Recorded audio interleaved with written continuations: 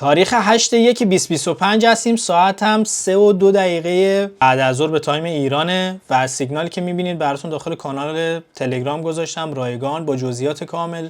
روی ریپل معامله شورت داریم، نقطه ورود تارگت 1 که ریوارد 1 ما هم هست و تارگت آخر ما که ریوارد 3 هست و استاپمون که مشخصه و تصویر سیگنال رو دارید میبینید که زمانی که براتون فرستادم کجا بوده بازار و با نقطه ورودمون فاصله داریم و این سیگنال با استراتژی F25 براتون ارسال شده که استراتژی شخصی خودم است. آموزشش رو بهتون دادم و این ویدیو و ویدیوهای دیگه‌ای که براتون میذارم تمرین این استراتژیه که در لایو ترین حالت ممکن سیگنال بهتون میدم. من نمیدونم این سود میشه یا ضرر میشه، نمیدونم فعال میشه یا نمیشه.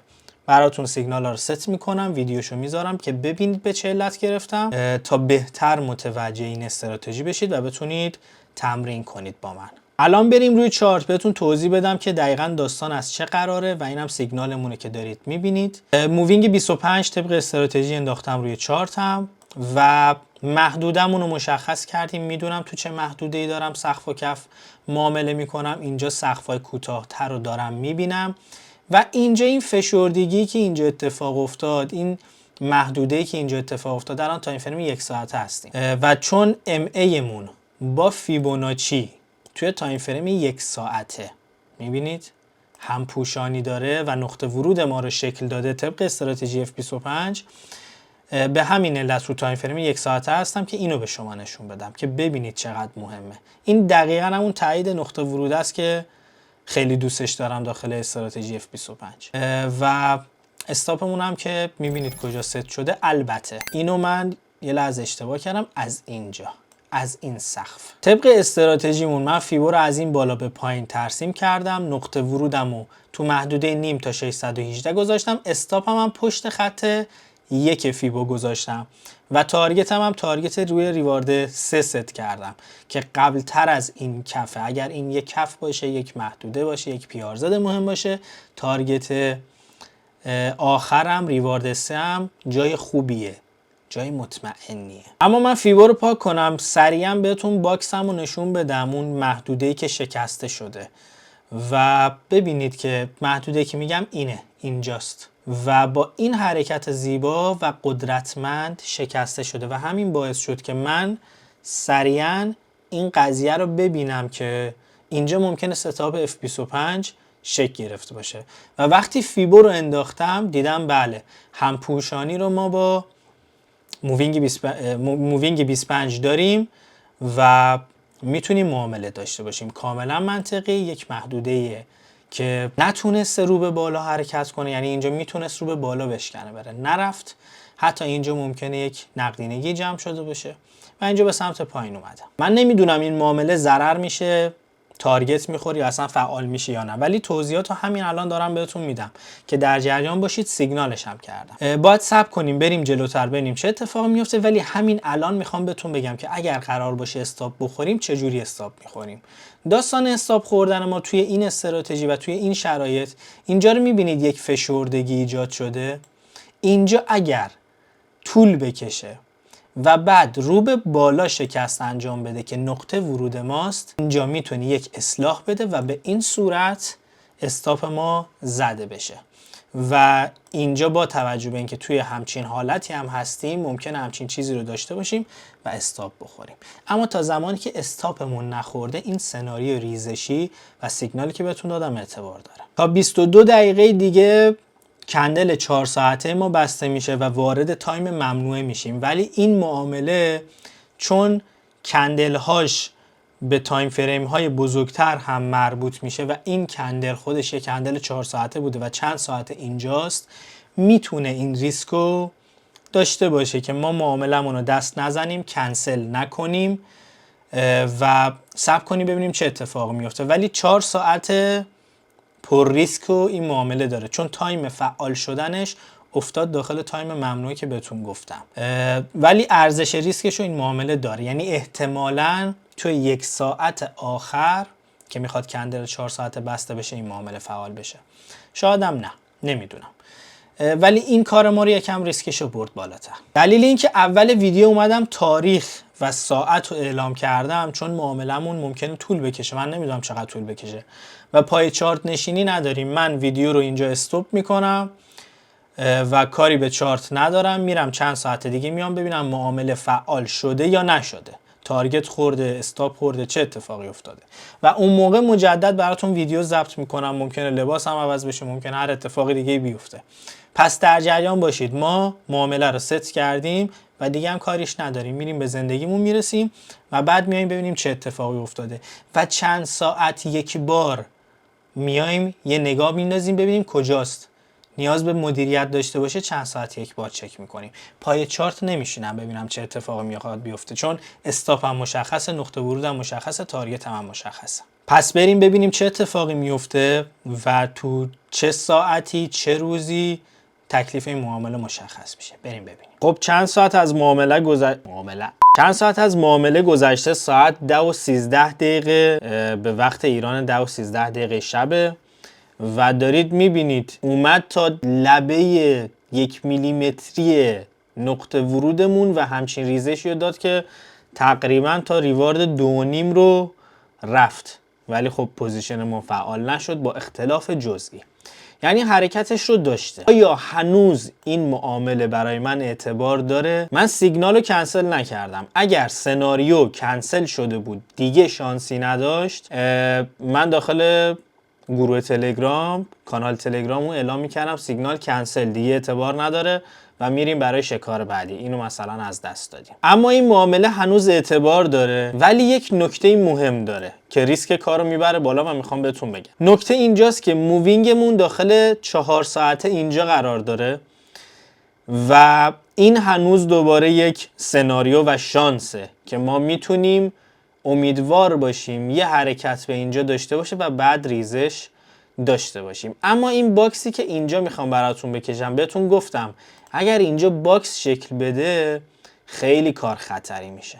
ممکنه باکس رو به بالا بشکونه و بیاد استاپمون رو بزنه. اما همچنان چون حرکت رو به بالاش، ببینی همچین حرکت خوبی رو به بالا داشته، اما این بالا بازم داره شادو میندازه. من یه خط میخوام اینجا بندازم بچه‌ها. این خط قرمز رنگ رو ببینید. اینو من فقط به خاطر آموزش میندازم. این خط قرمز رنگی که دیدین رو من داخل تایم فریم 4 ساعته انداختم. اگر تو تایم فریم 4 ساعته بالای این خط قرمز رنگ کندل ببنده، کندل خوبی ببنده، میبینید اگر ببنده به احتمال 70% 80% نظرم اینه که استاپمون رو میزن. اینجور مواقع چی کار میکنیم؟ من اینجور مواقع اگر بیاد این بالا یه شانس میدم، میگم بذار معامله فعال بشه.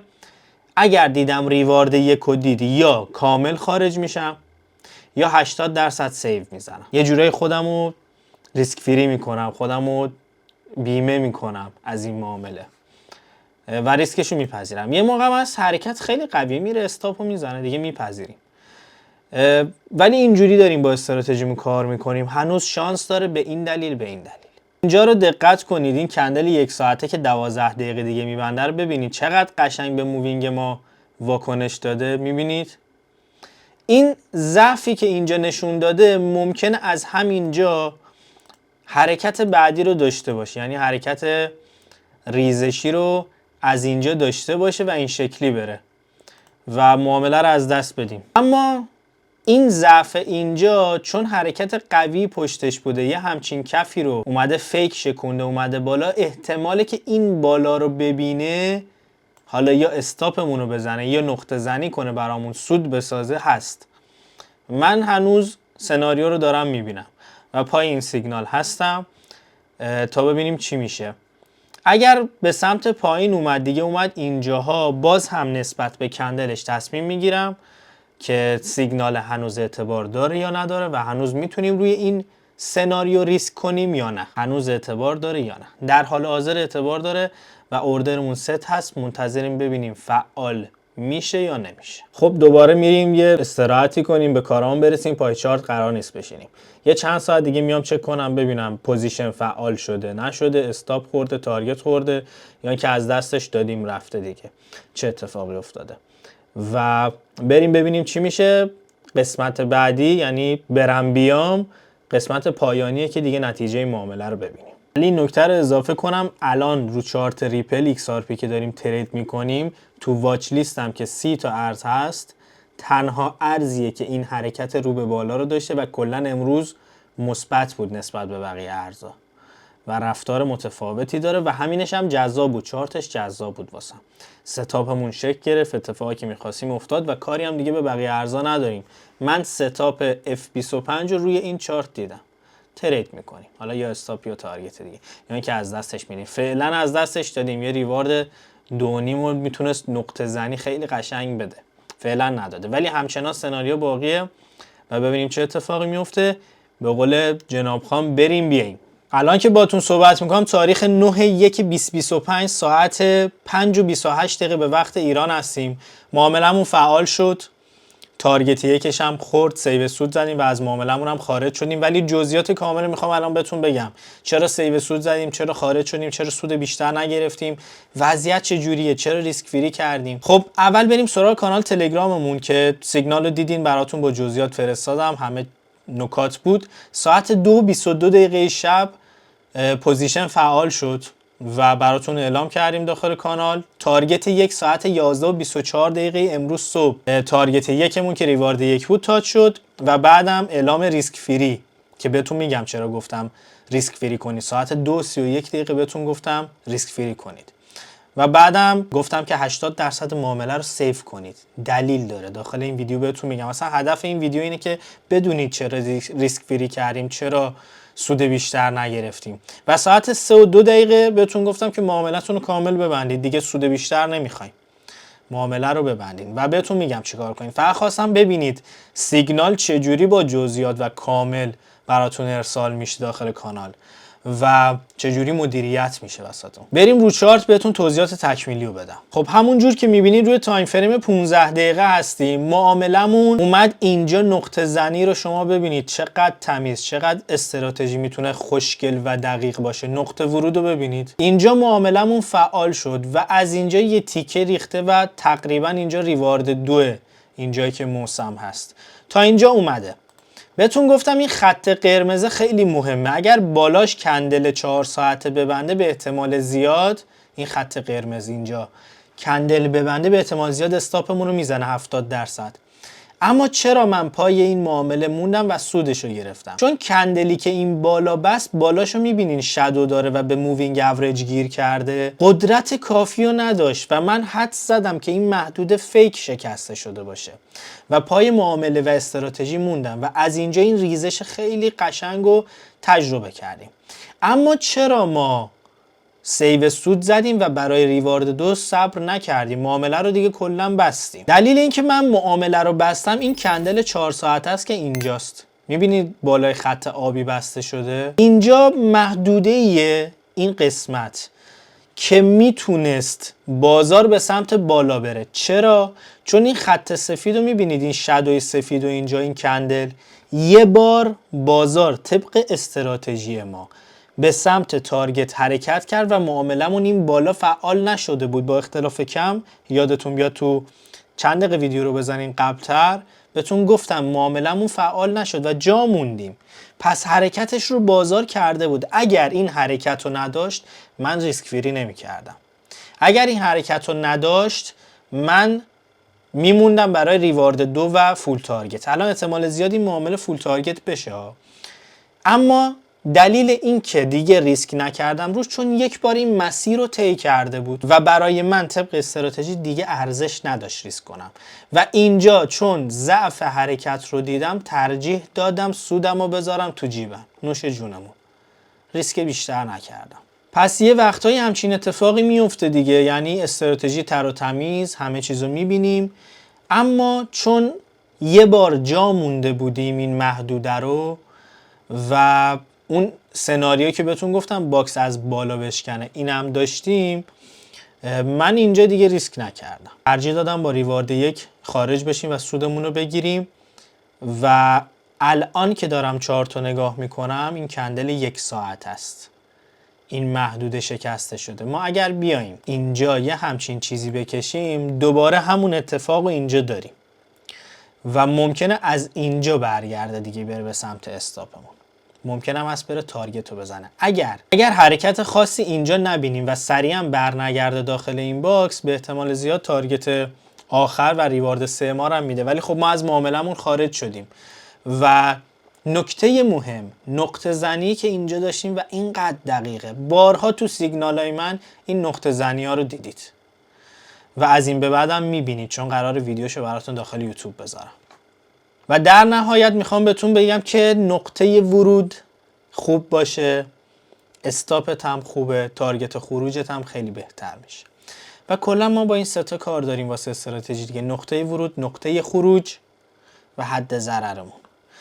و استراتژی F25 دارید میبینید که چه دقتی داره و چه جوری کار میکنیم. برای اینکه بتونید از این معاملات استفاده کنید، هم برای آموزش هم برای ترید واقعی، یعنی پول بذارید ترید کنید، همراه من، پشت دست من کانال تلگرام رو داشته باشید. سیگنال رایگان بدون هیچ اما و اگر و شرطی.